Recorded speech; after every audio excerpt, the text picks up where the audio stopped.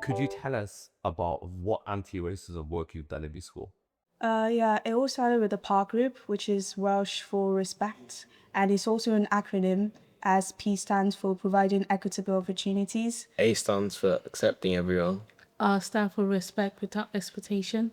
C stands for celebrating diversity. and H stands for helping each other to flourish.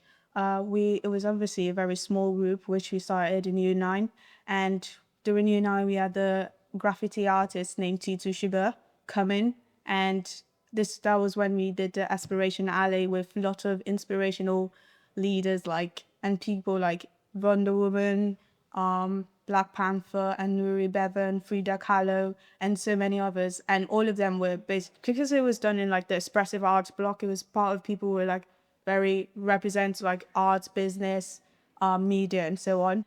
And from then we did assemblies for all the year from year 7 to year 13.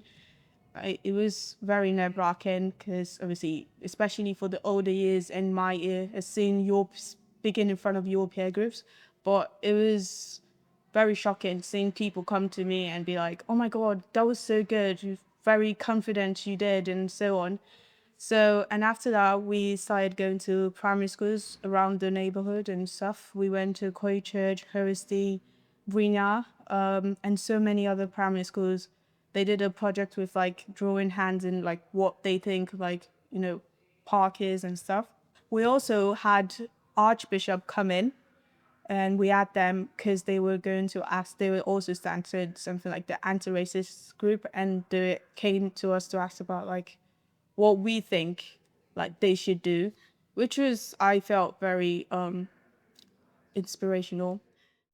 Have you noticed any differences in what you've been taught and what you've learned about in your lessons?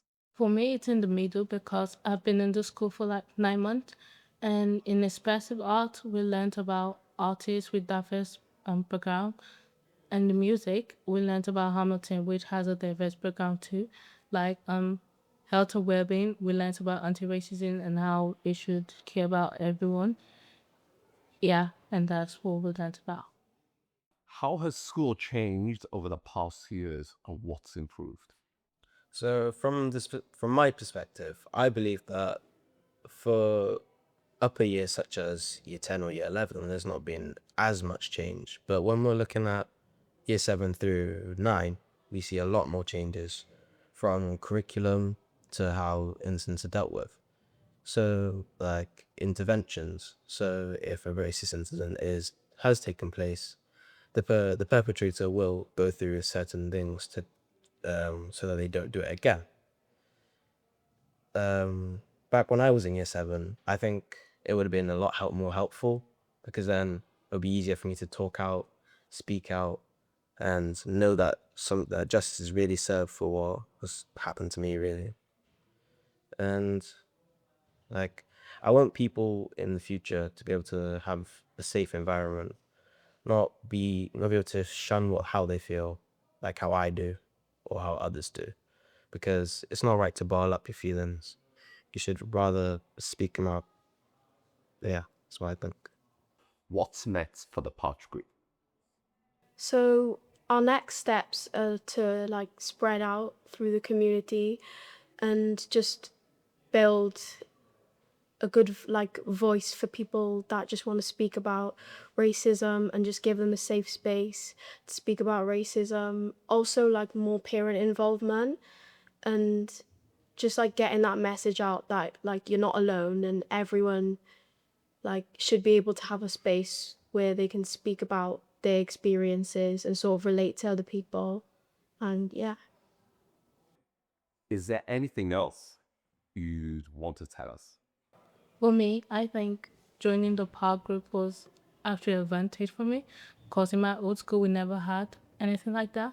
And I don't think I would do it, but I felt so brave to do it, going to other primary school and raising awareness, which made me a bit brave and it helps for new generations coming. That's one thing. At the beginning of this, I didn't have a real, I had no faith in this at all, if I'm going to be completely and utterly honest. But over time, I think I'm actually becoming confident that this one might actually work, because we're actually taking the necessary steps to hopefully make a better future for younger kids, so that hopefully in the future no one will have to experience what we had to experience, so that life is just easier. It's just that kind of thing always shows that how little something can start, and is that if we can do it, then anyone can do it. And is also showing that everyone could have a safe space and a voice. And to make people feel more safe, you have to be the voice for others, and make people know that they can't be heard. That because I feel like this is really it, like healing my inner child, because my inner child never had something like this, and faced a lot of racism where you could not talk to someone, and now coming to a place where you're the voice for others and you're the one people are coming to talk to is just very inspirational. And I really hope a lot of people in other schools know this and also create like even if it's not a group, also go to other schools and talk about it.